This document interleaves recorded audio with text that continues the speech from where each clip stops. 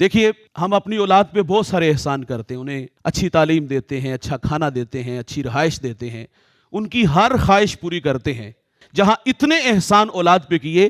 تو یہ ایک احسان اپنی بیٹی پر، اپنے بیٹے پر ضرور کریں کہ اپنے بچوں سے ان کی خواہش ضرور پوچھ لیں، اس کا اظہار ضرور کر لیں کہ فلاں کے ساتھ اگر آپ کا نکاح کر دیا جائے تو آپ کو اس پر کوئی اعتراض نہیں۔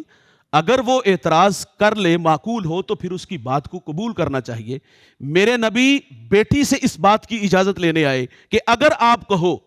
تو علی کے ساتھ آپ کا نکاح کر دیا جائے، تو یہاں ہم غیرت کا مسئلہ بنا لیتے ہیں۔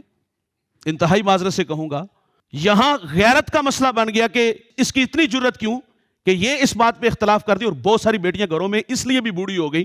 وہ کہتی نہیں کروا دی تو نہ کروائے، لیکن کرنا اتھی جتھے اسی چاہاں گے۔ اور پھر یہ بچپن میں ہم نے نشان لگائے ہوتے ہیں، یہ میری بیٹی ہے، یہ میرا بیٹا ہے۔ سر بڑے ہو کر ان کے مزاج آپس میں نہیں ملتے، کوئی اچھا پڑ گیا، کسی نے غفلت میں وقت گزار دیا، تو کیا یہ بات اچھی ہے کہ آپ اس بیٹی کے ساتھ جس نے اچھی تعلیم حاصل کی، اچھے اخلاق اس کے پاس ہیں، اور آپ اس لڑکے کے ساتھ، اس بیٹے کے ساتھ جس کو ہم کہتے ہیں اکھاں ویکھے زہر کھان والی گل ہوندی ہے، ہم کہتے ہیں تھوک کے نہیں چھٹتے، بندہ گل دا ہوندا ہے، یہ کس طرح کی بات ہے یار کہ اس بھتیجے کے ساتھ، اس بانجے کے ساتھ ہم نے اپنی بیٹی کا رشتہ جوڑا بچپن میں 20 سال پہلے، اور اب وہ شراب بھی پیتا ہے، وہ سود کا دھندا بھی کرتا ہے، وہ لوگوں کا خون بھی نچوڑتا ہے، اخلاق اس کے قریب سے بھی نہیں گزرے، لیکن ہم نے کہا کہ ہم نے بچپن میں وعدہ کیا تھا تو ہم تھوک کے نہیں چڑھتے، بس جڑا کہہ دیتا ہے اور او دے نال تیرا نکاح ہوئے گا۔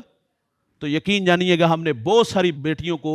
احترام کی وجہ سے خاموش ہوتے دیکھا، اور احترام کی وجہ سے یہ زہر کھاتے ہوئے دیکھا، اور پھر ساری زندگی سسرال میں دھکے کھاتے ذلیل ہوتے دیکھا۔ وہ جو رشتہ بچاتے رہے نا، وہی رشتہ ہمارا سب سے پہلے خراب ہوتا ہے۔ تو اس لیے دیکھیے ہمیں یہ چیزیں بغور دیکھنا ہوگی کہ ہم جب اپنی بیٹی کا نکاح کریں